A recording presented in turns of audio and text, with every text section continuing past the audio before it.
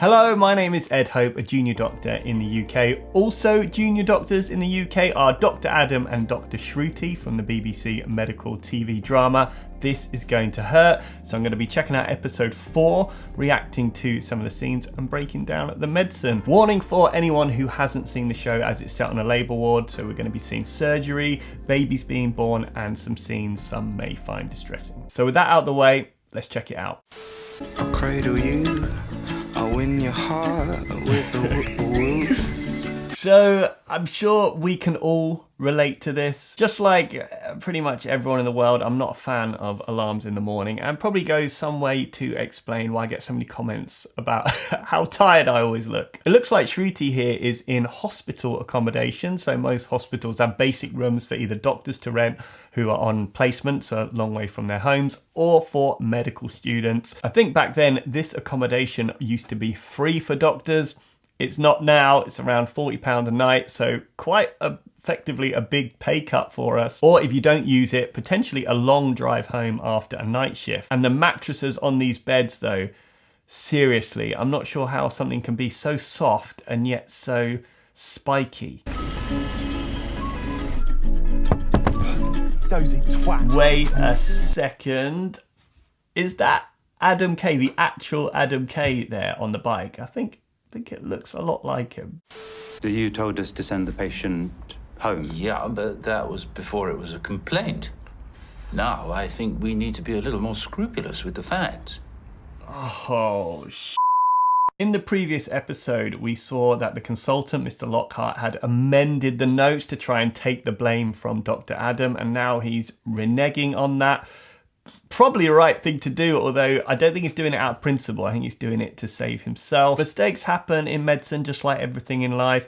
Thankfully, most of the time, the safety processes that are in place stop any individual mistakes. But unfortunately, there are sometimes that's not enough, and that can lead to catastrophic effects on people's lives. And although the focus is rightly on the patient, there is a huge impact on the healthcare staff too. There's no winners. With ever increasing pressures, more patients, fewer resources, I think there's some mistrust as individuals that will get the blame working in stretched systems. I saw a few of my colleagues this week putting in exception reports, essentially highlighting what was stopping them doing their job safely and effectively, as much as anything as defensive medicine. So they have done everything they can to show how stretched they are. Once the mistake is made, the way to get yourself in real trouble is not to be honest. That shows a much wider issue of your practice. Everyone makes mistakes. We can do something about that with extra training, but not being trustworthy, that's a lot harder to figure out and fix. Can't next week, that's not how the rota works. Yeah, of course I'm eating. Oh, that's my bleep going off. Yeah, I better get that. Will do. We see this absolutely heartbreaking scene of Shruti updating her parents and trying to put a brave face on it.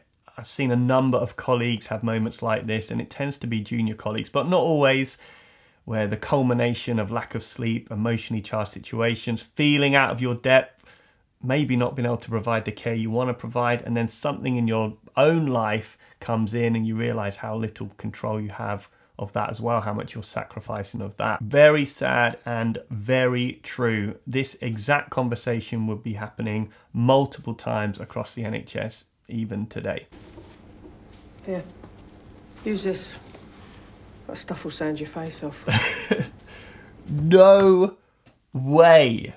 I've been using a similar joke to this for years. I thought I was so original. I usually use it to kind of break up the tension a bit. I normally say, have a tissue. They're NHS, so a little bit coarse and budget. And it normally goes down pretty well. Patients should now be referred to as clients. That's because the word patient actually stems from the Latin patiens, which They're means clients, then what sufferer. are we? Prostitutes.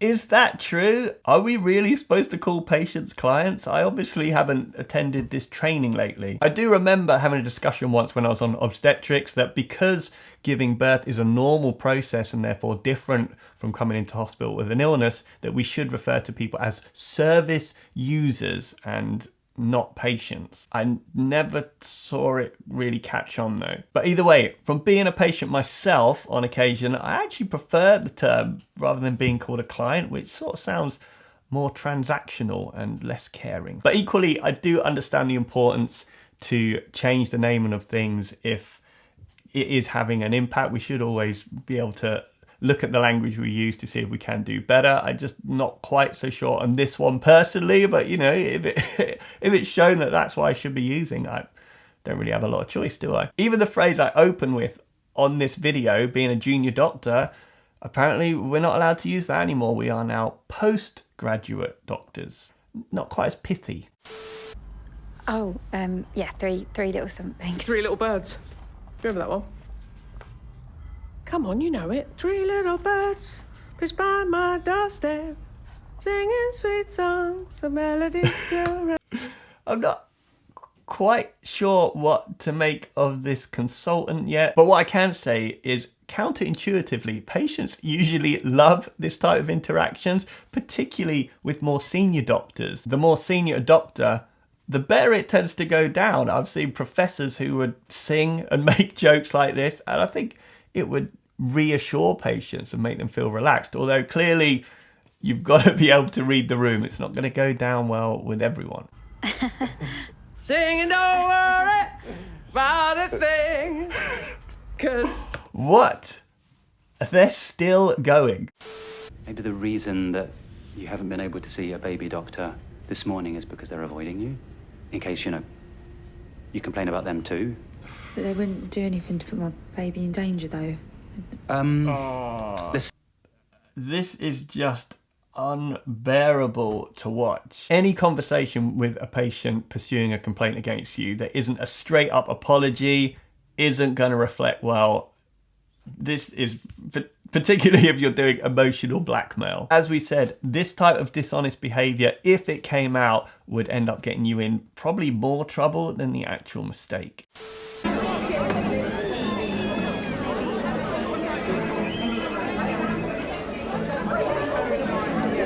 So ordinarily, I would have said that they're hamming up the emergency department here. Just because something is busy doesn't mean it looks this hectic and noisy.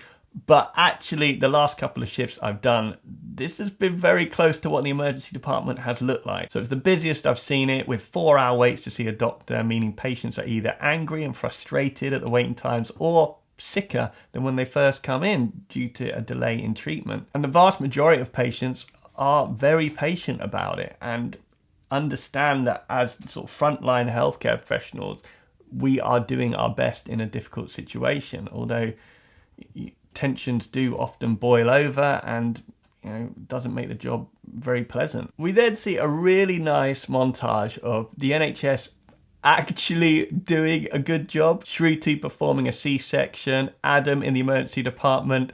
Usually so far in this series, it tends to be an amalgamation of all the worst days of being a doctor, when in actual fact, it's closer to this: busy, but managing patients effectively. Only thing I would say is that most of the clients, I'm learning, in the emergency department we see here come in with foreign bodies in the vagina. Okay, yes, you do see that, but usually most of the gynae problems are abnormal bleeding, hyperemesis, pelvic infections, ectopic pregnancies. But yeah, removing foreign bodies from vaginas happens a lot less than this show makes you believe. Pressure at the hospital. I had to miss my best friend's stag do. How dare you try and make me feel bad? We're exercising our legal rights. Your mistake had consequences for my sister and my nephew. As we said earlier, Dr. Adam here is bang to right, so respect to the baby's auntie here. First baby collapse on the way to the cubicle, no respiratory effort, no pulse for 3 minutes now. Perimortem section. Now, here. You've had 1 cycle of CPR with no output. I'm delivering. You'll notice the slight lack of blood. Dead patients don't tend to pump any blood around. Holy man. I'm actually freaking speechless. Incredible work by Dr. Adam. Just to reassure, this is incredibly rare, but this is spot on how it's done. So after 4 minutes of CPR and no pulse, you would do an emergency C-section like this, and you would do it at the site of the cardiac arrest. There's no time to move the mother. Essentially, she is dead at this point, so there is nothing to lose, as he points out. And as described, by delivering the baby, this will prevent the compression of the inferior vena cava, one of the main blood vessels to the heart. So delivering the baby will encourage more blood flow to the heart and give the mum the best chance. Just like the cardiac arrest we saw in the previous episode, this looks incredibly realistic. 1, 2, 3, 5. Yeah, hello, darling. Hold this tight until the second she's in theatre. Right, let's get her onto a trolley. That's proper obstetrics there. You did amazing. My thoughts exactly. That was freaking amazing. My highlight of the series so far. Dr. K, can I have a word? Had a bit of good news, though. They're finally going on that communication skills course. Erica dropped the complaint. Oh my God. If only real life had this kind of story arc to tie things up so nicely. You know the weird thing about being a doctor? Is that everyone thinks you're always saving lives, but actually it's pretty rare. Yes, so this. If you ever see a doctor use the hashtag unironically SavingLives, please roll your eyes from me. They are lying to you, because it's egotistic as hell. Fundamentally, it's about caring for people, not proclaiming your godliness over them. And when people's lives are saved, trust me, it's not just you. It's many people as part of a team. I just feel so incompetent there the whole time, you know, like a total fraud, and I'm lying to my parents because they are so proud of what they think I've achieved. So much of the job is just so... Oh, it's just, someone told you how upsetting it is. Do you know what I mean?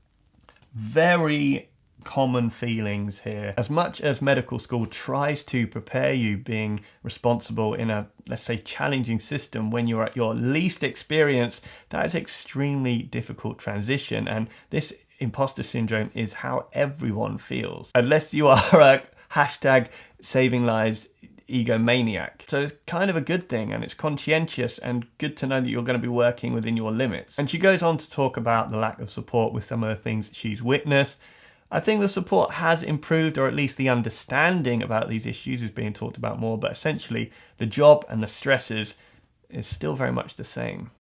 So there you have it, my thoughts on episode 4. Another brilliant episode. I think the most accurate one to date. Okay, there were a few too many foreign objects in vaginas, and maybe the emergency case was pretty extraordinary, but I just felt the tone and seeing things have good outcomes is a lot more realistic. And we're seeing a lot more of the struggles that both Adam and Shruti are having, which very relatable. I'm sure if anyone knows anyone in healthcare, they'll be able to tell you these stories. If you'd like me to continue this series, please like the video and leave a comment down below, and consider subscribing too, because it lets me know that you want me to continue checking it out. I think there's only a few episodes left, and I'm really enjoying looking at it. It seems the most relevant show I've ever seen to my experience. And so it just leaves me to say, I hope you're all well. Thank you for all the support on the channel, and I'll be back soon.